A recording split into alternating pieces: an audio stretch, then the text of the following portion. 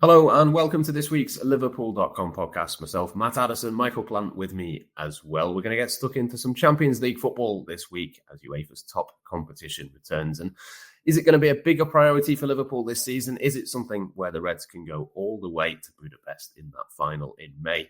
We're going to talk all of that. But before we do, to get the best discount of your NordVPN plan, you can go to nordvpn.com/bloodred. Our link gives you 4 extra months on the 2-year plan, and there's no risk with Nord's 30-day money-back guarantee.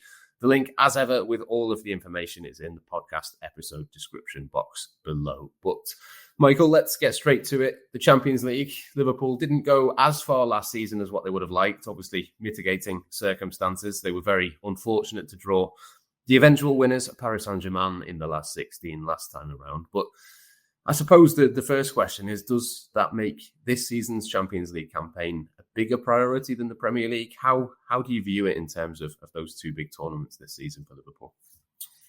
Yeah, it's a good question. I don't really know. I think they're both huge priorities, obviously, the two biggest priorities for Liverpool. Look, I think given the scarcity of league titles over the last couple of decades, I suspect Liverpool fans will still probably see the priority as the league. But in terms of Arne Slot and in terms of the team, I do wonder whether he maybe might see the Champions League just as slightly a bigger priority. He was certainly very frustrated with how it all ended in terms of a PSG game. You could see it was a real gripe. Even he's mentioned it repeatedly over the months since that match and has marked it out as one of the real areas to improve this season, albeit, as you say, they were actually very unfortunate, Liverpool, just the way the draw worked out. And they kind of did everything asked of them, topped the group, but then just came up against a PSG side who had started the league campaign badly and then obviously ended it really strongly, that league phase, and then brought that into the knockout rounds and ultimately dumped Liverpool out. So I think that if they will be, I know it might be sitting on the fence a little bit, but I think they're kind of equal priorities, maybe slightly in Slot's eyes, slightly more the Champions League. But I think for fans, perhaps the Premier League would just be a little bit more, as I say, given those lack of titles over the last couple of years. What do you think yourself, Matt?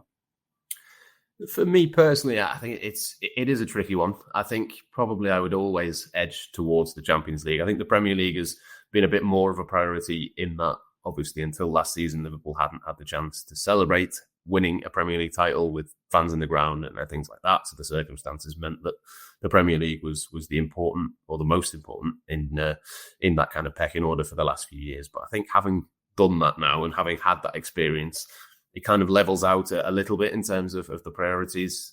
I think the Champions League is, generally speaking, better to win. Although, having said that, when Liverpool have won the Champions League in the past, the sort of Anfield day that Liverpool fans had when they beat Tottenham last season and won that, I'd probably put that above the Champions League victory. So it's very, very difficult to put one ahead of the other. And I suppose if Arne Slot was on this podcast with us, he would probably say, well, why do I have to pick one or the other? Can we go all the way in both of those? And I suppose that's kind of how the summer and the transfers and all of the moves that Liverpool made in the summer was framed, really. Arne Slot, as you mentioned before, said many times at the end of last season, the PSG game was frustrating. They needed to have a bit more depth and a bit more quality. Obviously, unfortunate to draw PSG, but I think probably unfortunate to have PSG and then the Carabao Cup final all in and around the same time and within a few days of each other.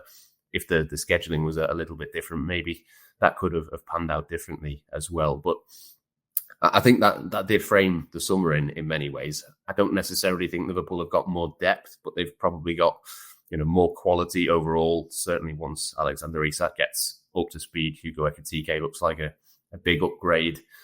Do you feel like the summer of transfers that Liverpool had maybe puts them in a better place, even though they were probably in the top 2 or 3 candidates to win the Champions League last season?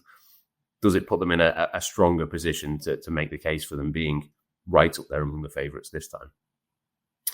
Just before I answer that quickly, just one other point on the PSG game from last season. They were also unfortunate with the injuries and the timing of the injuries, particularly Trent Alexander-Arnold going off in that PSG game. Very, very unlucky with just how that panned out. There's a couple of others we're missing as well. In terms of the squad this season, yeah, I think it probably is more equipped to go and win the Champions League. They've added I think I mean, I know you said they haven't added more depth. I actually think they have. I think they've added more quality into the starting 11. I think there's one or two positions that perhaps aren't maybe quite as strong. I mean, I think I mentioned it a couple of times over the podcast the last couple of weeks. Centre back and winger are the two areas I think that are perhaps a little bit lacking. But other than that, I think it's a better squad with more depth. And I think that when you spend the sort of money that Liverpool have, albeit they've obviously brought in a lot of money, it does raise the expectations. I think that is certainly the case in the Premier League. You and I have discussed in the past how perhaps for the first time in our lifetime, Liverpool are going into a Premier League season as favourites. I think as well, when you bring in Isak for the price that you do, you expect him to provide the big moments in the big games. And I think that Wirtz, Isak and Salah, between the three of them, really should have the opportunity to be game changers, to provide, as I say, those match winning moments when the big games come. But look, Liverpool will get through this league phase. You've got to do horrendously bad to not be playing Champions League football when we get to February. So they will certainly do that. They will want to finish top 8. There's no doubt about that. And they have got some tricky fixtures, I think, in the league campaign. A trip to Turkey is not what anyone wants, unless you're going on holiday. And yeah, I know. I actually thought I was going to make that joke. I don't know if I should, but yeah. But yeah, I think they've got some difficult fixtures, and the ones at home as well. Real Madrid, Atletico Madrid, Inter Milan. 3 really tough fixtures at home, and obviously we know about Anfield atmosphere and those sorts of nights and what that can create. But actually, the home record for the last couple of years in the Champions League hasn't been amazing, so that will be something that Slot will want to put right. But they've got a big campaign, and I think that they will be certainly in and amongst the favourites once again to lift the trophy overall. And if you were an opposition side and you were to list the teams you don't want to face, I think Liverpool, PSG, probably at this stage are the top 2, I would say, that you don't want to face. Yeah, I think I'd have those 2 teams as the top 2 in terms of going all the way to win the competition. Probably have to just put Real Madrid in there because they'll always seemingly find a way to do that. But I do think beyond that, there's not loads of teams that would really scare me. If Liverpool came up against Bayern Munich over 2 legs, I think right now you probably have to fancy Liverpool to get that done. Obviously, by the time we get to the Champions League being a knockout phase over 2 legs, there's a lot of football to be played. There's another transfer window before then. There's all sorts of stuff that could happen between now and then in terms of form, injuries, all the rest of it. But, right now, looking at it, typically Bayern Munich would be a team that you would look at and see as a favourite. I don't really see that from them. I think they've got some good players. Obviously, Musiala will be back by then. They're going to have, some quality and some strength that they've got there, but I don't think that they're necessarily at the same level as Liverpool. Going around the rest of Europe, Barcelona maybe could be up there. Again, maybe not quite the formidable force they once were. Obviously, a very, very good team with lots of world-class players in there. But again, over 2 legs, if you had to predict a quarter-final between Liverpool and Barcelona right now, I think you'd give Liverpool the edge. Not by much, not by loads, but I do think Liverpool would be right up there. There's not loads of teams out there that you would look at and think are definitely, more likely to win the Champions League than Liverpool. And it does feel like a year where it's reasonably open, not least because obviously PSG have been at the Club World Cup. They've obviously, won the Champions League. Quite often you see teams who have chased for something and then they get it. They're maybe not quite as good the following season. They've not quite got that extra 5% that you might need to go all the way. I do have to put Liverpool right at the top of that list, even when you look at some of the other teams on the sort of edges of maybe being the favourites, say an Inter Milan, who obviously went far in the competition last season, Atletico Madrid, who we're going to talk about in a couple of minutes in the context of that game this week. There's lots of good teams, but I don't think there's necessarily anybody out there that you'd look at and think, well, they're obviously better or obviously more likely than Liverpool to go all the way. Yeah, I would agree. I mean, if I was being completely honest, I think PSG are the best team in Europe and in the world at the moment. I think I would have Liverpool second at this stage, which is, high compliment and high praise. I think you make a great point about the motivation levels after you've won the Champions League. They're inevitably going to drop for PSG. I think you mentioned all those sides. I would agree that they're the teams that you expect to be in and around there. There's always a couple of shocks, but in terms of going all the way and winning it, I can't see anyone other than the sides you mentioned, and perhaps a couple of Premier League teams. I mean, Arsenal and Man City, I think, are the obvious two. I think Arsenal really, I don't know. I just look at that Arsenal squad this season. I think they've really enhanced it, and it's a team that have gone close in obviously a number of competitions over the last couple of years. And I just think they've added real strength and depth and quality, and addressed some of the issues that have plagued them over the last couple of years. So I have Arsenal in it. Man City, obviously. I don't know. I think we're all a bit uncertain still about what Man City are going to be this season, but they, on their day, are still a brilliant side. I mean, Manchester Derby at the weekend, they look very strong. They've certainly got the monkey off the back a little bit in terms of having won that first Champions League as well.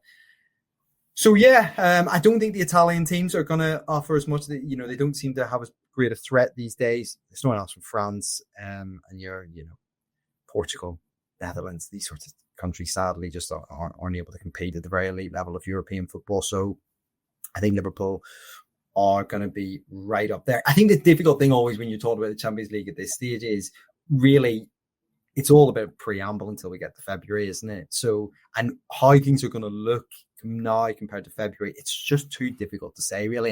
And PSG last season are the perfect example of that. They really did not look good in the groups or the early it's the league phase, I believe it's called now, not the group stages. But the early matches of the league phase, they didn't look too good. And then obviously came on strong. So yeah, it's going to be a really, really interesting group stage. I'm still a little bit on the fence about this league phase. Pros and cons there, I think is certainly the case. But the inability to weed out many sides before February, I think, is a major flaw of it. So yeah, it's a bit of a side point. But yeah, certainly plenty to keep our eyes on, as I say, over the next couple of months anyway. Yeah, I mean, we've obviously only had one season of this format, but I did quite like the fact that it's 8 different teams that you play. It just adds a bit more variety. I don't like the old format where you'd play the same 3 teams twice, and then the 2 games in the middle would be against the same team. It's a little bit samey. I understand, obviously, it's not knocking many teams out, which leads us on to the next point of obviously it being important to be in the top 8 to avoid the extra knockout round and have less fixtures when it comes to February. But was it last season, do you think, just unfortunate for Liverpool that they finished top of the league phase and then drew PSG? Would you be prioritising getting to the top of that leaderboard again, even though it kind of penalised Liverpool in a way last season? You'd imagine that a team as big as PSG are not going to finish as low down as what they did again. It's probably not that much of a priority for Liverpool to come first over, say, 3rd or 4th, but it's impossible to say, I suppose. But it kind of feels like if they could finish top this time around, it wouldn't necessarily unfold in the same way that it did last time. Yeah, and they were so unfortunate just the way it panned out last season. And I think the other team, if I'm not mistaken, they could have got was Benfica. And, that's the sort of side you expect, I think, to get, having top of the group. I think it's certainly important, as you say, to finish in the top 8. You want, as much as anything for the games, you want to avoid those extra 2 games. You could face a good team in there. I mean, Man City got Real Madrid last season, didn't they? I think Bayer Leverkusen played Bayern Munich. That, they're just 2 examples off the top of my head. It doesn't matter. I don't think that much about finishing first. It actually doesn't matter at all between finishing first and second, which is a bit bizarre. And again, one minor flaw I would have of the league phase personally. But finishing in the top 8 is really, really important for Liverpool. And I think they will have to be, sometimes in the Champions League group stages, you were able to rotate and rest a little bit more. But given that you have an extra 2 games, I think it makes it more difficult to do that. And I think given the quality of opposition that you face, Liverpool historically have gone into group stages as the best team in the group. They're probably targeting the 4th team and saying, right, can we make a couple of changes here and there? So you've got to really try and pick your strongest 11 throughout the league phase of the campaign. Difficult. Although Slot, actually, he did rotate a little bit, didn't he, earlier in last? I remember Simicast coming in for a couple of games and things like that. So, yeah, they've got to make sure they finish in that top 8 is a big priority for Liverpool. It's more the last 2 games, isn't it? I think in January, Liverpool have got some big Premier League games. They play Arsenal, certainly, at some point in January, I think fairly early on. Obviously, the Champions League games come a little bit later. Marseille and Karabakh, I think it is, in that point. So then at that point, you'd think either the job will already be done, in which case you can make wholesale changes, which is what happened, obviously, against PSV last season, or maybe at that point, even if you need a result, you can maybe bring in one or two players and still, you'd imagine, be able to get enough points on the board from those games if they need them by that point. And obviously, we will see what happens with that, starting with the game against Atletico Madrid this week, which we'll talk about before we finish. Obviously, a big game to start with. It kind of feels a bit similar to when Liverpool played Leverkusen at Anfield last season. To me, it's a team that you probably on paper would expect Liverpool to beat, but it's still a big game nonetheless, and not least on match day one. It feels like there's a lot of big games: Newcastle and Barcelona, Chelsea, Bayern Munich. Probably another one that I've missed out there as well, but it feels like a big week, and it would be a big result, I think, if Liverpool could start with a victory.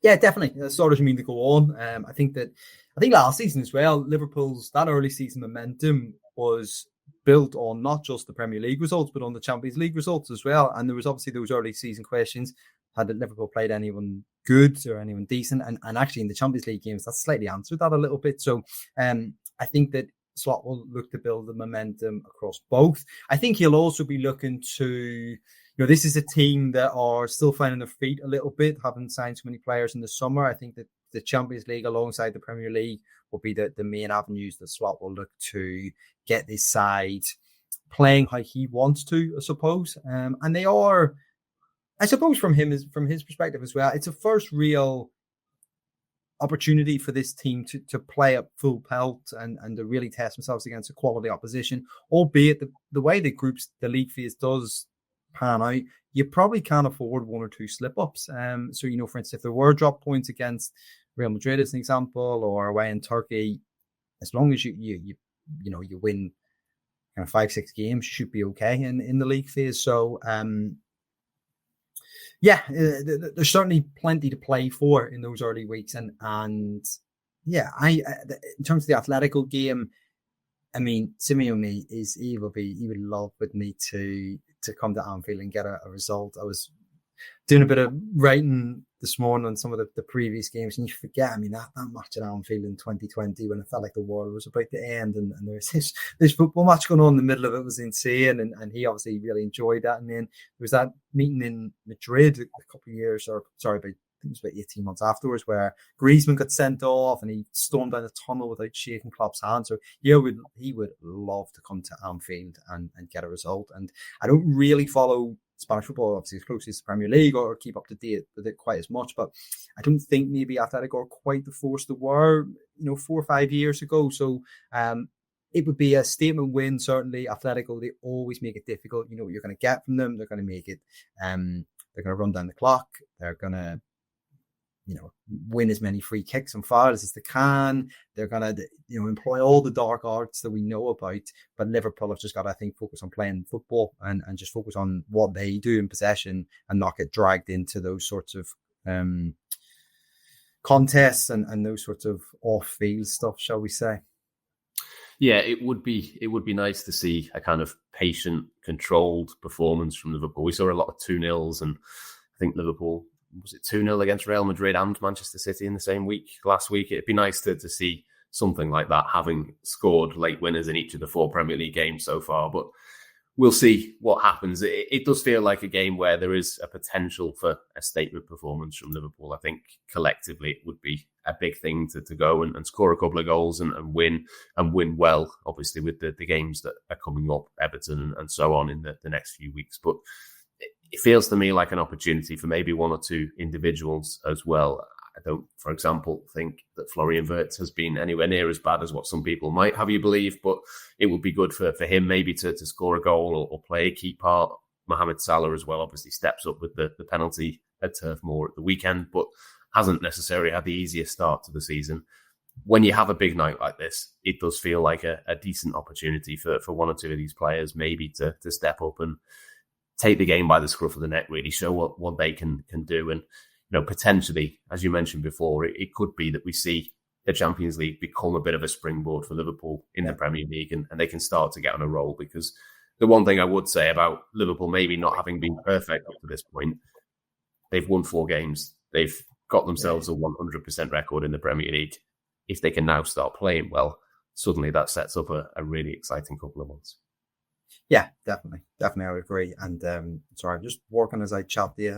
Never the world's greatest multitasker, but I've got 101 things on. But I agree. And I think actually for someone like Wirtz as well, maybe Frimpong potentially. I think I started to see quite well, but these players coming in from abroad, actually, there shouldn't be the adaptation to the Premier League. They're used to playing in the Champions League, so hopefully they should kind of slot in a little bit more seamlessly. And it's just a different type of game, isn't it? And I think the fact that it's at night and under the lights does change the atmosphere and the different approach from the obviously a foreign side as well. It lacks that. I don't know. There's just always a different feel around those games compared to Premier League, and it lacks maybe the intensity at times, albeit what Anfield is going to be like on a European night. And I think it'd be interesting to see if he does make any changes. I'm really interested to see if Robertson comes in at left back. I actually think he should. I'm not expecting Alexis McAllister to start as well. So does he go with Szoboszlai in the middle? And then does that mean a change of right back? Maybe Conor Bradley coming in. So there may be 2 changes I'm interested to see if he manages to do as well. And it's a really, it's a huge 7 days for Liverpool. Obviously, they did get the result against Burnley without playing well. Then you've got Atletico and then Derby at the weekend. And I don't think that will in any way, I think he'll just want to get through Atletico. I don't think he'll be thinking about Everton. And although it's a Derby, Liverpool should be expecting to beat a side like Everton as well. So I don't think that will come into his thinking. But if they're 3-0 up, perhaps with half an hour left, then maybe that changes the conversation a little bit. But yeah, it's a really good game to get the Champions League started with. And again, I think there's pros and cons of this new Champions League format. But one of the big pros is it feels like every week you've got one of these blockbuster ties. And that actually feels like Liverpool got quite a few in this group stage alone. League phase, apologies. But and I'm really looking forward to the Champions League campaign in general and to remind ourselves once again just where Liverpool are in comparison to these European heavyweights throughout the campaign. Just to finish then as well, we've spoken enough about Alexander Isak this summer in terms of his transfer, but you might have heard of him.